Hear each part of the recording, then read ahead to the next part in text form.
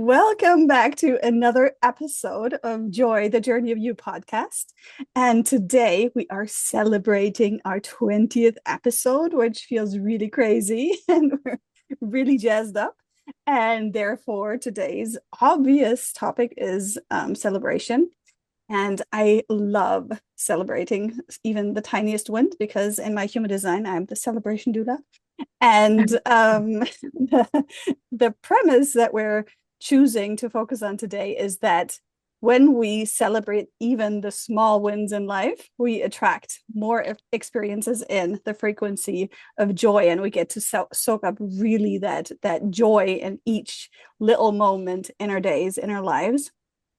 And when we acknowledge that, when we really allow that frequency of joy to flow through our lives, we stay aware of those and it lights up our whole life. It lights up our whole world. And even the tiniest things can bring this really big sparkle. And we'll dive more into that later on. Welcome back to another episode of Joy, the Journey of You podcast. We're your hosts, Devin and Chris, and we're here for joy.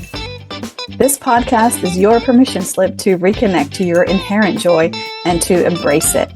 Let's fill up the cosmic joy pot together as we dive in to today's episode. On the other hand, when we are unconscious, our brains are trained or usually focused to perceive the failures and the losses and to be really aware of all the negative things. And the evolutionary idea behind that is that it will save us from more negative experiences because we're so aware of the negative, right? But when we allow that to happen, life just feels very heavy and as though nothing is going our way, right? And it leaves us with this negative assumption of ourselves and our lives. And therefore, today we want to switch that and change your focus and see what all the things are that we can celebrate in our lives. Mm-hmm. And we will share some stories. Devin, do you want to start? Oh yeah, sure. Yeah, I mean it's such a critical topic, and it's been such a thread and theme in my coaching clients and communities right now is the value that comes out of celebrating. And I distinctly can remember so many times in my life where I definitely had that tendency of assessing things from a point of reference of like, what's wrong here? Like, what can I be improving? Right. And it's, in school and even in work, a lot of these things that our lives are oriented to in modern day society, the focus really is on assessments to discern what needs to be improved. And most of the time, those assessments to what needs to be improved is like what went wrong. And then we think that that's how we become better. And so when I was really living in that paradigm, it was always, I mean, it just seemed so normal, to be completely honest, right? At the time, I didn't even know that there was another way. At the time, it was like, I thought that's how we orient to that because that's what I was shown in school. That's what you were shown in work, right? You have like these quarter reviews. And it's like, but honestly, most of the time the review was like, what's shit, right? And then when I started learning about the creative orientation and working with magic and working with the divine, even when I started just my beginning breathwork and meditation, it was really about seeing these glimpses of hope and seeing these glimpses of light in life and starting to pay attention to these little small wins and small things. So when I started looking at my assessments, and certainly now, oh my God, nowadays, like when I go to a point in time where I'm looking back and assessing or referencing, I'm looking at, okay, what needs to be improved, but what went awesome? Like, what did I learn? What did I gain? What did I create? What can I celebrate about this period of time? Because inevitably there are small wins, but usually when I really truly acknowledge small wins, they end up being quite large and quite big wins, right? Like, so for example, like my book being recently published, I shared in previous episodes how my ego was like, oh, this is all shit. Like the whole thing, like it's too small. The PR is not going as well as it could have, as well as I would want it to. And so if I were to just look from that skewed lens, it would say it wasn't a success, right? It's a very black and white thinking, right? And so it reminds me of the old days when I used to live in the black and white world. And then really where it leaned into was really when I really took the time to see what was coming up and I looked at like, okay, so what is good? It's like I wrote a freaking book. Like, hello. like like that's huge. And it was really actually looking back at all the small wins and all those little steps along the way that I was doing to make a book. And I had like kind of you gloss over those because you're just kind of in we can really get into that like I'm just doing stuff, right? And so I love that we're talking about this because if I had had this wisdom sooner in my journey, there would have been a lot more golden nuggets that you're picking up along the way and realizing how awesome you're doing. So I just want that for our listeners so bad. So if you're listening to this, please take this to heart because if I would have heard this a few years ago, I would have been able to do this sooner. So now's your chance. But I know you ladies have your own examples of this in your life. So please share. I have a follow-up question for you for our listeners, Oh, right? It's cool. like some of those small steps that you felt like at the time you just glossed over. What are some of those tangible steps that the listeners can hear and reflect back on their own lives and be like, oh, I am doing also small steps. Yeah, yeah, yeah. Well, like so right in the book writing journey, there's this distinct like junctions of times where there's opportunities to celebrate. And if you're not, so like for instance, like okay, first section is like writing the first draft. It's like, okay, I have like a first draft of a book, like a whole book, right? Then getting into the editing process and that first editing, right? And then that second like literally each stage was an opportunity to be like, look at this is awesome. Look at this is awesome, right? Or And look even at as this, I this is say so scary. that too, right? Right. And seeing that juxtaposition of the two of being like at that junction of when there was just a next stage of like a completion of something to look at it and be like both sides of it, And it's that it so was easy for hmm people to blow through those things and be like, oh, what's next? What's next? I got to do the Exactly. next thing instead Exactly. of like, Exactly. holy freak, I just wrote a chapter. I Yep. just wrote the first draft and Yeah. then like survived the edit, the first, like the first edit way. right? Yeah. Yeah, Yeah. exactly. So it was these little stages and like it brings me back even to our podcast, right? Is that if we were comparing ourselves to anybody else and somebody who has 100 podcast episodes, we could see this as a failure. But when we look at like we just started this podcast in January, February this year, and we're to 20 episodes, and they're all very powerful episodes that have so much meaning to us. And to see 5 episodes, oh my God, look at us. 10 episodes, oh my God, look at us. 15 episodes, oh my God, look at us. 20 episodes, look at us, you know? Yeah. So Yeah. that's exactly what it was like in my book journey, and I love that you asked that question, Felicia, because that's exactly where a lot of people, a lot of us, just because it's this conditioning to where if we're not conscious and we're not aware, you can really blow past some really valuable things. Our society is so much about productivity, right? So we're Yes. like, oh, what do I What's produce the next? next? And What's the that next? Yes. Mm. what's the next? What's next? And so I can jump into my example, right? I have several, like so many examples in life, but one that actually really sticks out in mind came up very recently. So I'll share that. And so as you know, I'm bowling the professional tour full time right now. And I've been bowling. This season is very short, it's very condensed. It was from May to August. And so there aren't a lot of opportunities for me to have like very successful outcomes. And so far, up until now, the tour, like for all intents and purposes, hasn't really been going well. And I was so hyper focused on, okay, let's figure it out. Let's figure it out. Let's take all the things and see, like, okay, what can I do better? What went wrong?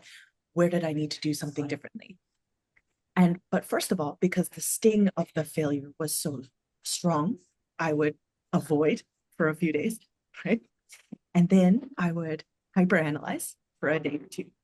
And I was analyzing up until I started bowling the next event. And so now I'm in this funk of oh, everything is poop, everything's shit. It's not going well. I'm not doing well. And I got to do all these things better. Instead of even enjoying or reveling in any of the good things on tour.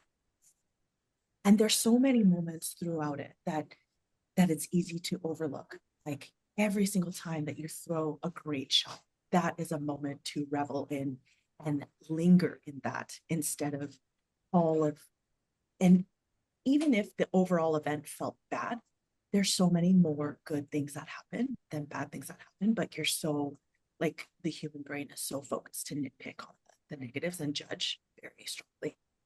Right? And so for this last event that I bowled before we have a little break here, is a big major. It was the US Open, and it's traditionally a very, very, very difficult event. And this year was even harder than most years. And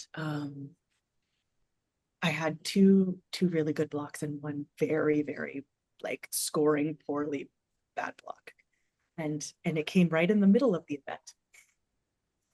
And instead of being like, that was very embarrassing, I shouldn't even be here, I'm gonna go home, I turned around and I said, okay, what can we, there were two games that were really, really, really great in that bad block, in that shit block. And so let's build up that feeling instead of all the terrible poop.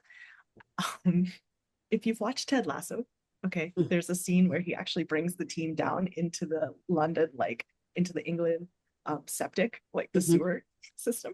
And one of the players is like, okay, it's all just poop.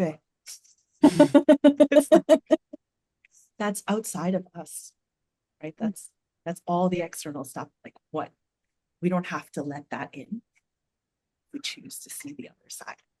And so in the third block, I was pretty far out of the tournament. Like I'd have to have like a really, really exceptional day to make it into the cut.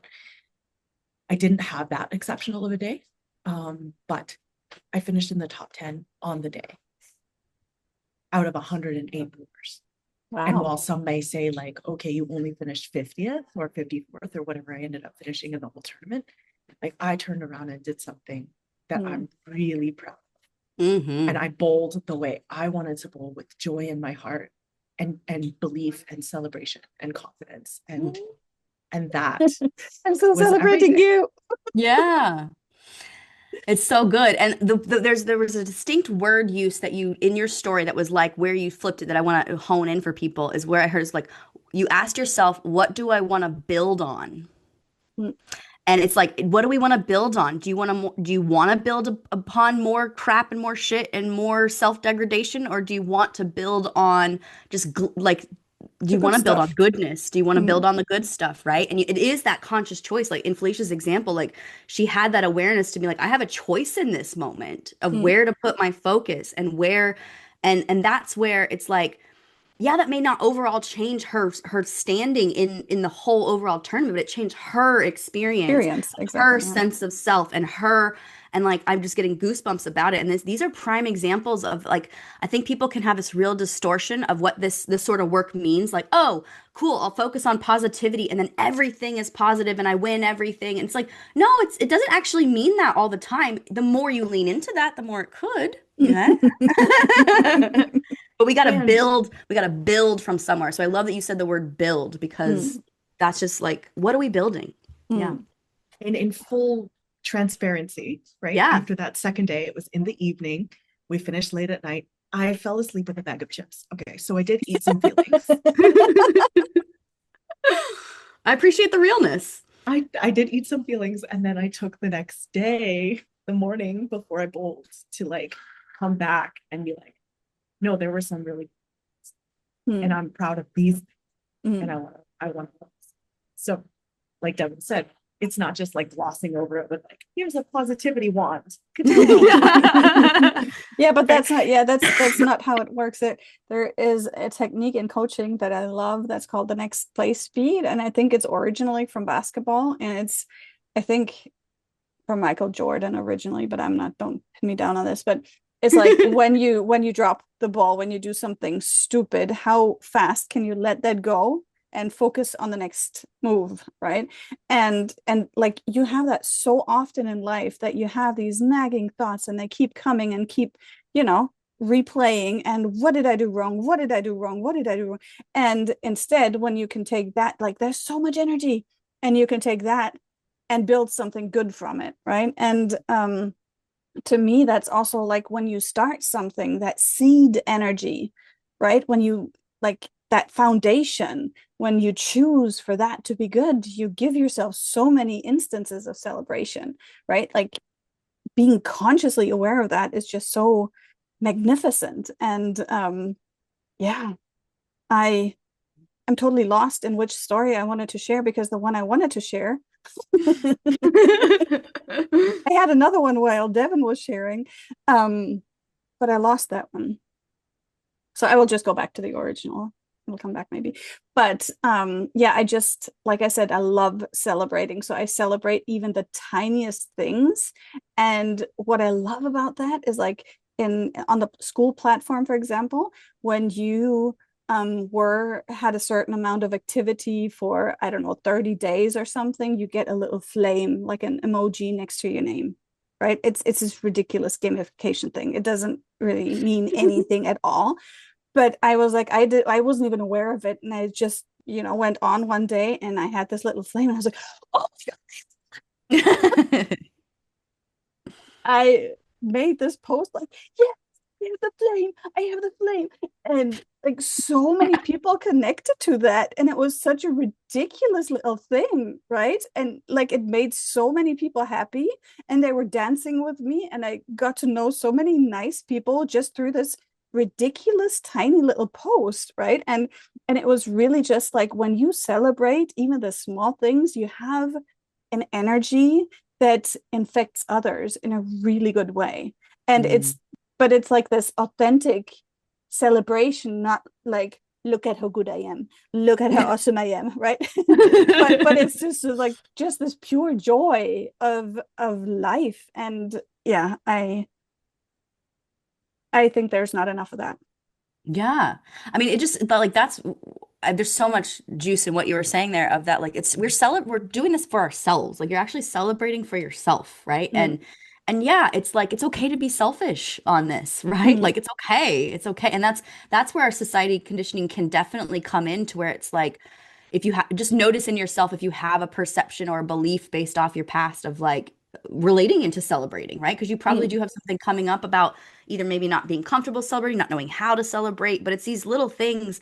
And the other thing I wanted to speak to what you said, Chris, is that is the psychology behind these icons in apps and things mhm. is that there's a reason, there's literally psychologists have learned that the more we get celebration. So like I'm remembering like on Duolingo, if you're learning a new language, you get Yeah. all these like stars and like, yeah, and like the app celebrates you. And I know everybody has some experience, whether it be an exercise or a fitness app or anything where when you're building momentum, the app is telling you, you're doing a good job, keep going. It's like, so it's like, if we could take the psychology that is happening in technology and for us to realize that there's an inner technology for that, Mm. there's an inner technology for us to be celebrating, but you do have to consciously do that. It's not something, Activated.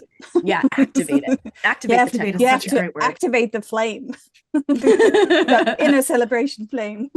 The spark. do. Yeah. Yeah. Well, Yeah. and I also love what you said about sharing that post, something seemingly simple, like a Mm, flame, mm, and having so much good feedback and positive feedback come back mhm, and have that loop then, mhm, right, expand the container for joy across this community that you, mhm, for all intents and purposes, are strangers. mhm. Exactly. Hmm. And it is Yeah. like it like weeks later, it's still getting likes and stuff, even though it's like so far down, but like people are still like, I have the flame. Or, it's Well, really that just speaks hilarious. to me as how contagious this is, right? Exactly. Like Yeah. it's contagious. It's Mm, just it really does build, and like the metaphor of a flame is that mm, like light breeds light, like fire mm. breeds fire, and it just fire spreads, right? And so you having that flame and then you being the conduit to like share the energy of that flame, it just spreading like wildfire. Yeah.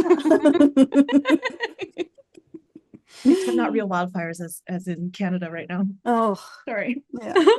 I know, I get it. But It's I not get a what you're sexy saying. thing, but let's use the metaphor, the energy of it, The right? energy of the Is metaphor. Yes. how quickly it can happen, right? And it can take Yeah. over. Yeah. Mm, Yeah. And Devin, I also love what you touched upon there in terms of like our conditioning to celebrate has actually been quite muted in our lives. And how it's easy to think that when you do celebrate or you're outward about it, it's either conceited mhm, or you're not being gracious enough or you mhm. should just expect it. Like all of And that these narratives that come up. Yeah, and I'm thinking that is when it's like in competitive contexts, like when you celebrate a success in a competitive context, you're like putting the other one down. It feels like that. But if you're not in competition and you celebrate, it's so much easier. And I feel there is also a way of celebrating successes in competitions when you celebrate in a way like when you celebrate others just as much as you celebrate yourself. And it's not about you, but it's about the success of whoever, right? And then the competition is not so competitive Mm. anymore. I don't know how to And phrase it. Well, it's like, interesting, yeah, sorry, go that ahead, Felicia. Devin brought up the example of like that's how we were trained in school and in Mm-hmm. work, Mm-hmm. right? Like you would get a badge in school if you were the top student, but there can Mm-hmm. only be one top student. Or Mm-hmm. you would get a promotion at work Mm-hmm. if you're the top whatever, right? And it has led to a bit of that competition just in our day-to-day lives that can sometimes feel in the scarcity mindset. We've touched Mm-hmm. a little bit about that in the past as well, versus there's a really great quote that a friend told me, and it was, her win is my win. Exactly.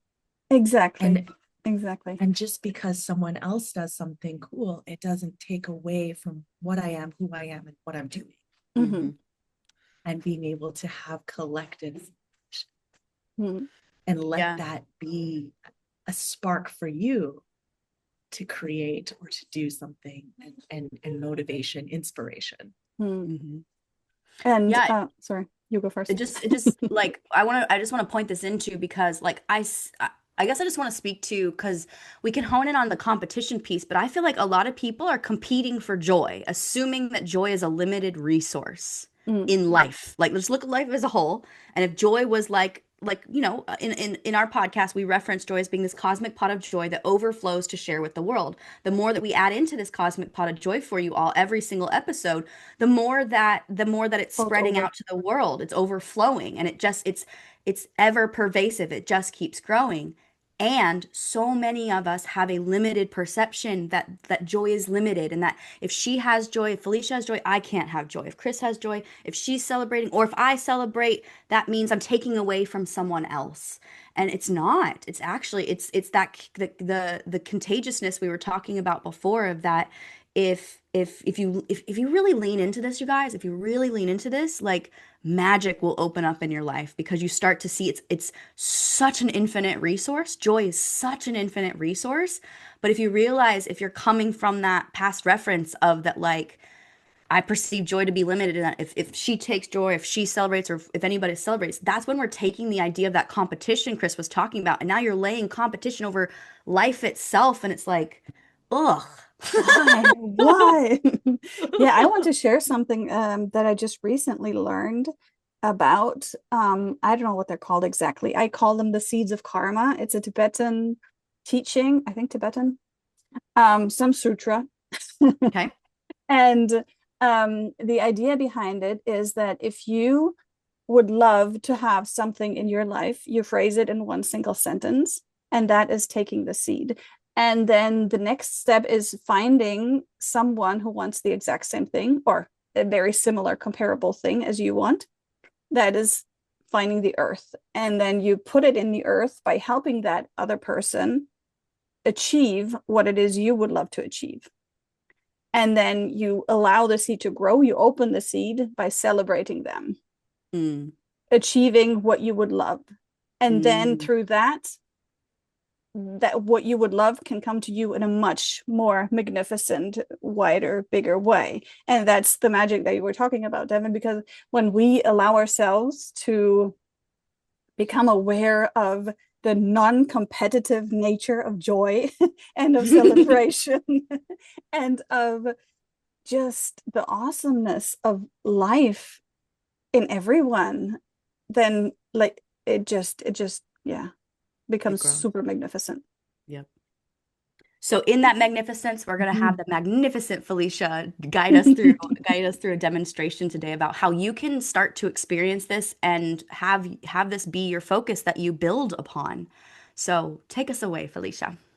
Okay, so let's first take a nice deep breath. You can close your eyes if you like, or you can keep them open, the soft gaze. And we'll take a nice deep breath. Inhale all the way through the lungs. And then just let it go.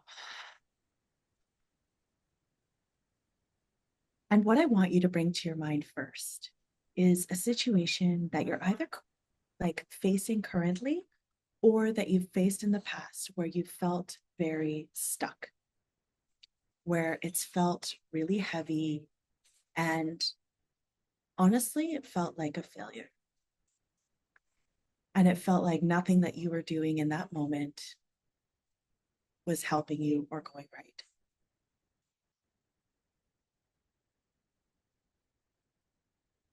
I know it feels a little bit sticky, but just sit with it just for a moment longer.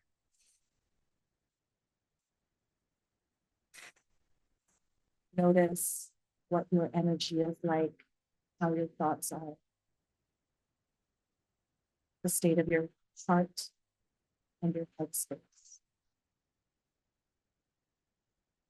And then let's take a nice deep breath in. And then sigh it out. Let that all flush away with your exhale. Even shake it out if you need to, right? You can shake it out. You can brush it out of your heart space. And now bring to mind a time in the past where you have fulfilled, achieved, accomplished something that you had been striving for.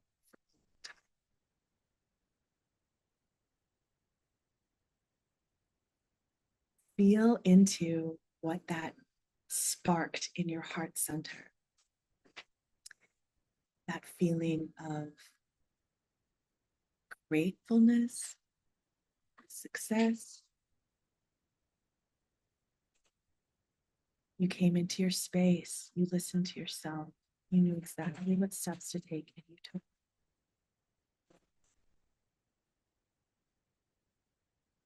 Let that permeate through all of yourself. Sometimes it might be hard to come up with an example in the moment. So even if you think back on your day to day, bring that into a day to day. It can be something as small as doing the dishes, as doing the laundry in that moment. It can be something big, like standing up for yourself at work. It can be big, like stepping into your greatness.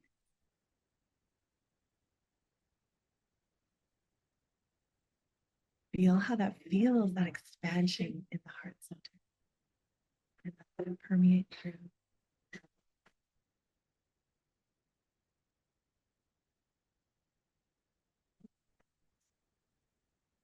Eyes open.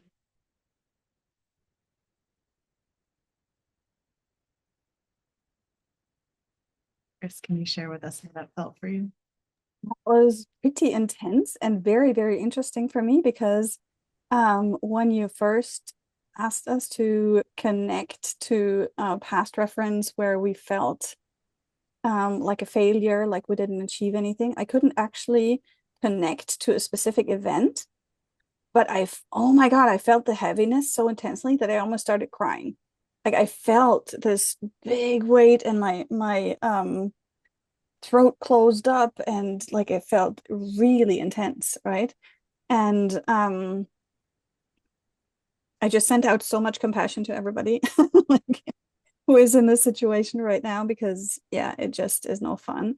And when you asked us to connect to a success, I instantly went to my last big review being accepted because I have one under review at the moment, which is a bit of a difficult situation.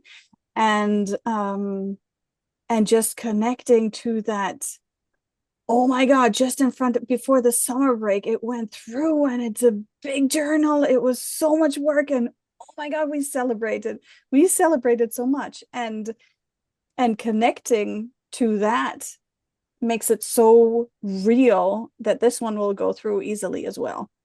Right. And I sense that as a reality now. And I'm very grateful for you, Felicia, for having led us through this because now I know it'll fly. So thank you. You're welcome. Mhm.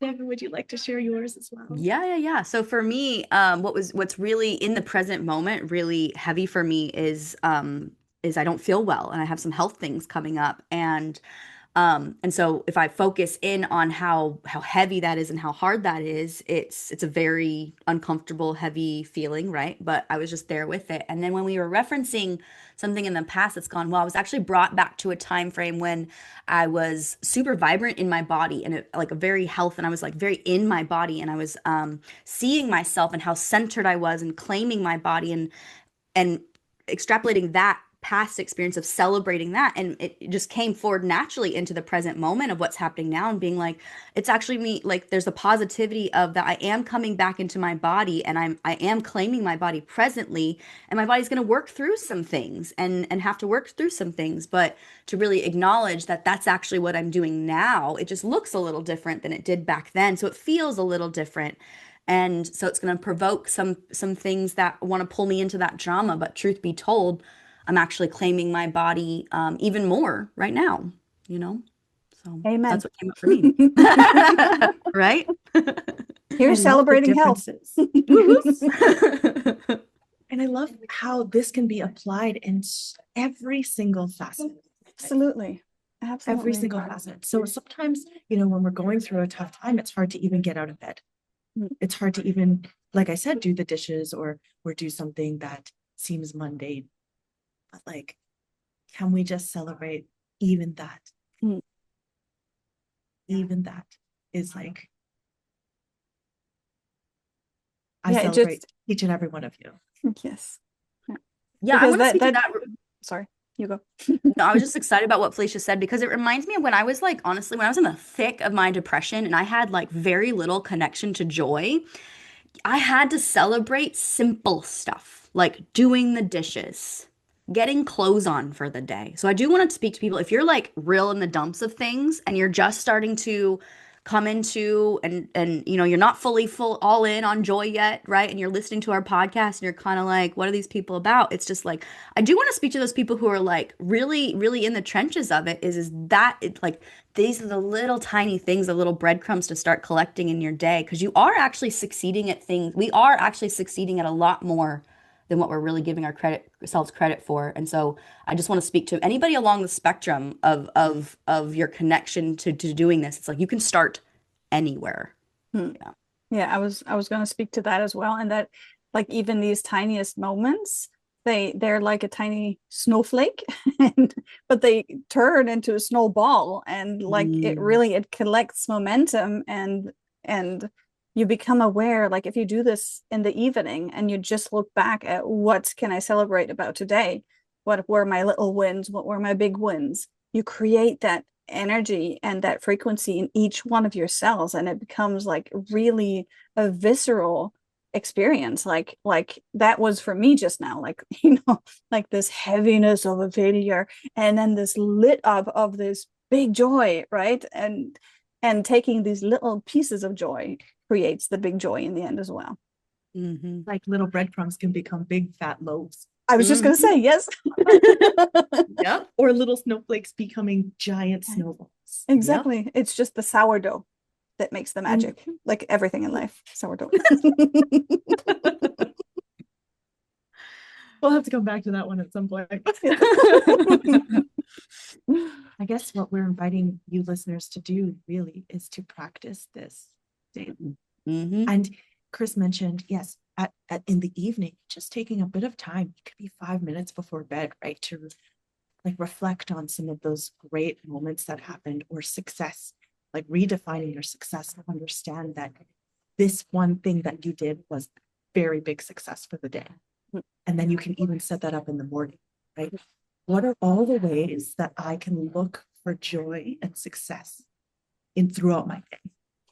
And then set that intention so that you can have those breadcrumbs turn into loaves, or have those snowflakes turn into snowballs by the end of the day. Mm.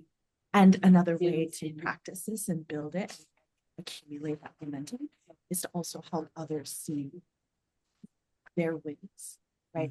And if someone can't see it for themselves, like helping them acknowledge that, and calling it out, and recognizing that in others, and the more we do that in others, also do it for ourselves. Like what Chris mentioned with the Tibetan seed of it's more connected.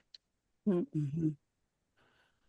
Yeah. So I just want to repeat that last bit because your sound just came out just a little bit and just make sure it's really super clear for people of that we're inviting you to not only see your wins, but to see the wins in others and celebrate them because it magnifies. It magnifies. And it comes through us as we celebrate others, like that frequency, that energy comes through our physical experience. Like we feel it in ourselves when we celebrate others. So it's like we don't even have to win anything. We can just celebrate the wins of others and we have the experience, right? So yeah. So that's your invitation, folks. That's your invitation to celebrate, to You can lean into celebrate, celebrate. you can celebrate us with our 20th episode. Hey, hey. Hey, hey. Yeah. So if you want to celebrate us, feel free to jump on and send us a message. We genuinely love hearing from you guys. And as we build momentum and we build this celebration of joy, we're celebrating you being here with us and you having a focus on joy in your life and having this more in the forefront of your conscious awareness. And so here's us celebrating you. Here's us celebrating you as we close out today's session. Um, Keep doing more of that, friends. Keep celebrating more of you as we're going to continue to celebrate more of you and let this cosmic pot of joy continue to overflow to all the beings in the world. So here's to more of that. And until next time, Thanks for being here. yeah.